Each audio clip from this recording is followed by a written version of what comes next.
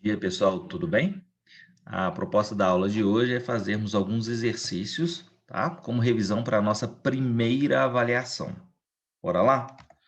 Então, a proposta é a seguinte, pessoal. Eu selecionei aqui alguns exercícios do livro 1 e livro 2, tá?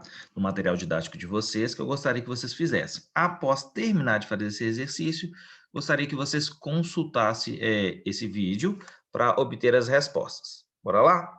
Então, os exercícios são exercícios propostos 6 e 7, que estão localizados na página 115 do livro 1. Exercícios propostos 23 e 28, que estão localizados na página 28 e 30 do livro 2. Os testes 6 e 7, localizados na página 31 e 32 do livro 2. E o exercício de aprendizagem 18, que está localizado na página 85 do livro 2. Tomem cuidado, esses dois primeiros exercícios são do livro 1, o restante é do livro 2. Tá?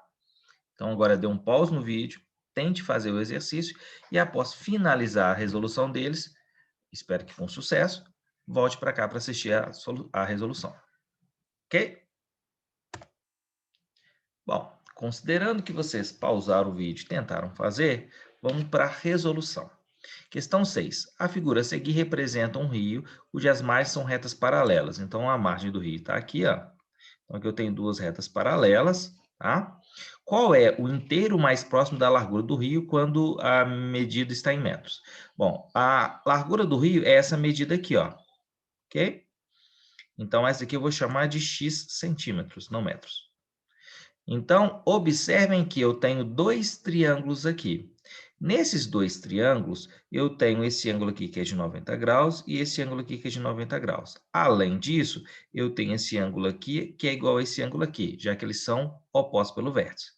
Conclusão, pessoal, esses dois triângulos são semelhantes, pelo caso A. Entendido isso, a gente pode montar uma proporção, tá? Eu vou só nomear os dois ângulos aqui para facilitar a minha representação aqui da proporção. Vou chamar esse ângulo aqui de alfa, consequentemente esse aqui também é alfa, tá? Vou chamar esse aqui de beta, consequentemente esse aqui vai ter que ser beta também. Porque se os triângulos são semelhantes, todos os ângulos deles são congruentes.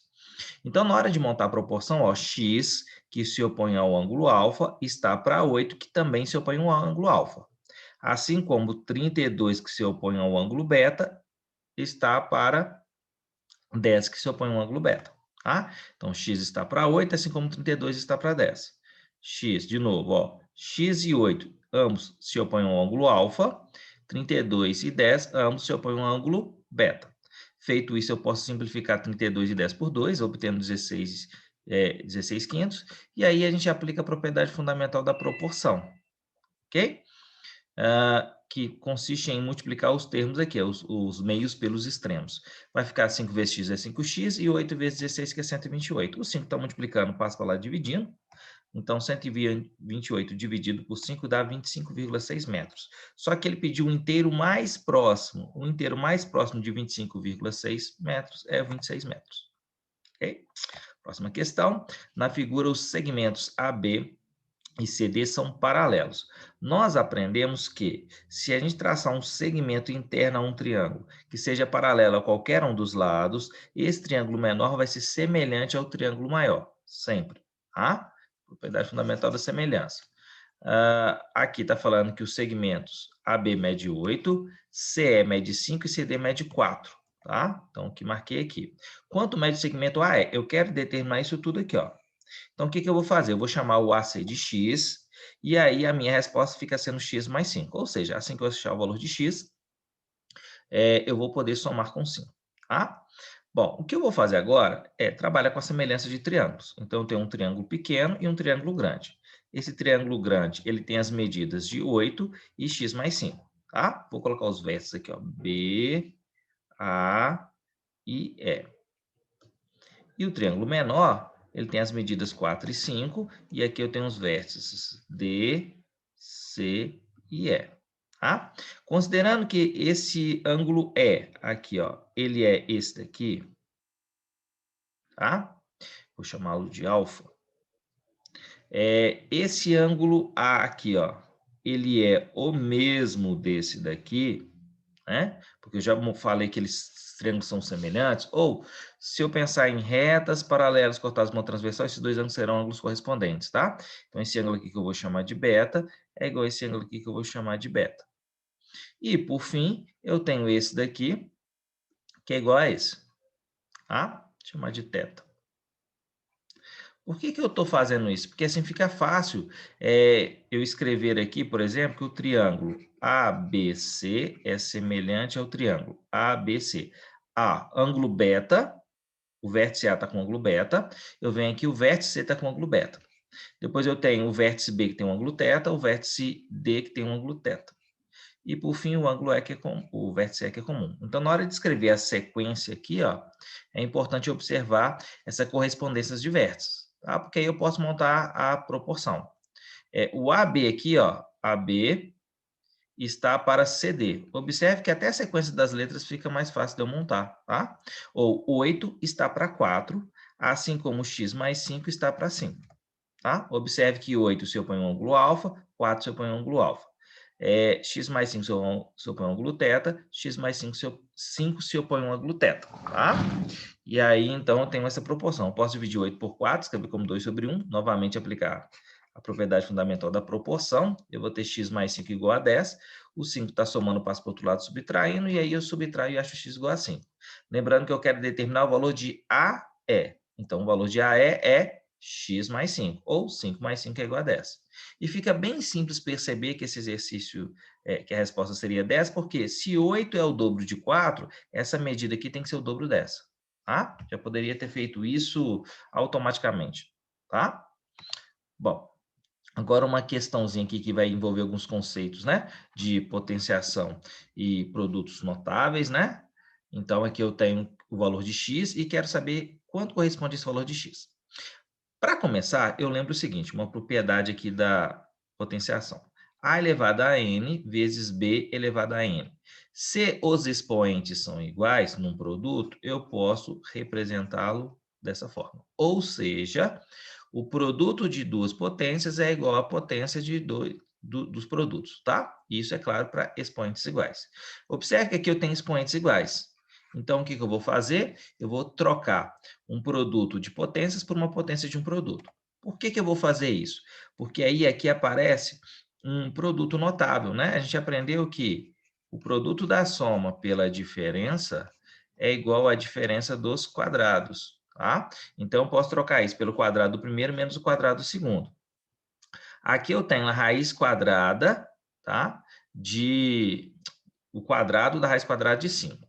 Nós aprendemos que se eu tenho a raiz enésima de A elevado a N, eu posso substituir isso por isso daqui, ó. Tá? Então, a raiz quadrada, ou a raiz enésima de A elevado a N é igual a raiz enésima de A elevado a N, né? Então, eu posso passar esse expoente aqui para dentro. E nós aprendemos também que, se o A for positivo, esse valor aqui será igual a A. Tá? Então, como 5 é positivo, a raiz quadrada de 5 ao quadrado é 5. Então, aqui ficou 2 ao quadrado, que é 4, a raiz quadrada de 5 ao quadrado, que é 5, 4 menos 5 é menos 1. Nós aprendemos que, quando a gente vai calcular uma potência, para definir o sinal do resultado, a gente observa o expoente. Isso quando tem parênteses, nesse caso, colchete aqui. Se o expoente for ímpar, eu vou manter o sinal da resposta. Então, vou pôr 1 aqui. E 1 elevado a qualquer número é 1. Então, a resposta final vai ser menos 1, letra E. Tá? Questão 28, sejam P e Q esses valores aí, sabendo que A mais B é igual a menos 5, podemos afirmar que P mais Q é. Então, olha só, eu quero determinar P mais Q. Só que eu vou desenvolver primeiro essas frações algébricas aqui. Na verdade, eu vou simplificá-las, tentando ver se aparece isso daqui, ó. A mais B para poder substituir por menos 5. Então, começando pelo P, eu tenho aqui, ó, isso aqui é a diferença de dois quadrados. Isso pode ser substituído, um dos casos de fatoração, pelo produto da soma pela diferença. Extrai a raiz do primeiro, a raiz do segundo, A e B, fica A mais B vezes A menos B. Aqui embaixo eu tenho um fator como evidência, que é o 4. Tá? Após fazer essa representação, essa fatoração, eu percebo que dois termos aqui podem ser simplificados, A menos B e A menos B, sobrando A mais B sobre 4. Mas A mais B é menos 5, então eu posso trocar isso por menos 5, ficando menos 5 sobre 4. Tá? Vou fazer a mesma coisa com o Q aqui, ó. Fator comum em evidência é o 2. Então, vou ter o 2 que multiplicar A menos B. Vou cortar A menos B com A menos B e vai sobrar 2. Bom, como eu quero agora calcular P mais Q, eu vou somar esses dois valores. Lembrando que, para somar uma fração com um número inteiro, a gente encontra frações equivalentes com o mesmo denominador, ou seja, tira o MMC, tá? Eu vou colocar 1 aqui embaixo, vai ficar 4 dividido por 4, dá 1 vezes menos 5, menos 5. 4 dividido por 1 dá 4 vezes 2, 8. 8 menos 5 dá 3. Então, isso aqui é 3 quartos. Lembrando que 3 quartos é 0,75, tá? Bom, podemos afirmar que é inteiro? Não, não é inteiro. É natural? Não é natural. É racional? É. Então, estou entre a letra D e a letra E. Positivo e menor do que 1 ou menor do que 0 e não inteiro, né? Bom, ele é positivo e menor do que 1, ok? Porque se eu falo que ele é racional menor do que 0, eu estou falando que ele é negativo. Ele não é negativo, ele é positivo. Tá? Questão 6, outra questão que vai envolver fatoração. Tá? Eu tenho essa expressão aqui e eu quero calcular o valor dessa expressão para esses valores de x e y aqui. Obviamente que eu não vou substituir primeiro, eu vou simplificar essas expressões primeiro. Isso aqui é uma diferença de dois quadrados, isso aqui é um trinômio do quadrado perfeito. Tá? Então, esses dois termos podem ser substituídos por isso. Raiz do primeiro e do segundo, transforma isso num produto da soma pela diferença. Aqui, raiz do primeiro, sinal do segundo, e raiz do terceiro, isso ao quadrado. Perceba que esse x mais y aqui pode ser simplificado com aqui, e esse x menos y aqui com esse daqui. Sobra, então, x menos y, tinha cortado aqui, né? Deixa eu desmanchar para ficar mais bonitinho aqui. X menos y ao quadrado. Bom, agora eu vou substituir, né? 1,5 e 0,75 no lugar do x do y. Então, 1,25 menos 0,75 dá 0,5. 0,5 ao quadrado é 0,25. Resposta à letra E. Tá? Então, aqui eu estou utilizando a fatoração e simplificação com o intuito da redução dos meus cálculos. Se eu for substituir aqui, eu teria muito mais trabalho, né, para resolver essa questão. Questão 7, fatorando a expressão. Então, uma questão de fatoração. Aqui, como eu tenho 4 termos e não existe um termo em comum, eu vou usar o agrupamento. Tá? Então, aqui, ó, nesse primeiro caso, eu vou colocar como fator como evidência x ao quadrado, e nesse segundo aqui eu vou colocar o menos 4. Eu vou passar a ter essa expressão aqui. Bom, observe que agora x mais 1 aparece aqui e aqui, então é como se eu colocasse ele em evidência novamente. O que vai sobrar para o próximo parênteses é isso daqui, ó. Mas isso daqui é a diferença de dois quadrados, já que esse 4 ele pode ser escrito como 2 ao quadrado. Então, eu posso fatorar isso aqui e transformar isso no produto da soma pela diferença. X menos 2 vezes x mais 2 vezes x mais 1. Resposta à letra D. Ok? Bom, agora uma questãozinha sobre o Teorema de Pitágoras. Na figura os segmentos RP, que está aqui, ó, RP e TP, que é esse aqui, medem 8 e 16 centímetros, já estão indicados aqui. Se TP é tangente à circunferência, se ele é tangente à circunferência, isso garante duas coisas. Primeiro, vai haver uma interseção única, né, de um único ponto entre essa reta ou esse segmento e a circunferência, e esse ângulo aqui será de 90 graus. Tá? Determina a medida do raio. Então, eu quero determinar a medida do raio. Lembre-se que aqui vai existir um triângulo retângulo. Essa medida de TP é R. Essa daqui vai ser R mais 8, por isso que está representado aqui. E aqui é 16. Então, aplicando o Teorema de Pitágoras aí, considerando que R mais 8 é a minha hipotenusa, eu tenho que hipotenusa ao quadrado é igual à soma dos quadrados dos catetos. Os catetos são R e 16. Isso daqui, R mais 8 ao quadrado, é um produto notável, então é o quadrado do primeiro, mais 2 vezes o primeiro pelo segundo, mais o quadrado do segundo. Então, eu obtenho isso daqui. Aqui, R ao quadrado, 16 ao quadrado é 256. Observe que esse R ao quadrado, se ele for colocado do lado esquerdo, ele vai ficar menos R ao quadrado, que vai poder ser cancelado com o R ao quadrado do lado de lá. Então, eu passo a ter uma equação do primeiro grau. Tá? Vou passar o 64 para a direita, vou subtrair e achar 192. O 116 está multiplicando, passo para lá dividindo. 192 dividido por 16 é igual a 12. Logo, a minha resposta é 12. Ok, pessoal? Pessoal, rapidinho esse vídeo. Quero agradecer a vocês. Quero que vocês tenham um excelente dia. Qualquer dúvida antes da nossa avaliação, vocês podem me mandar mensagens, tá? Não esqueçam de fazer isso. Um abraço para todos, fiquem com Deus, fiquem bem e até a próxima aula, pessoal.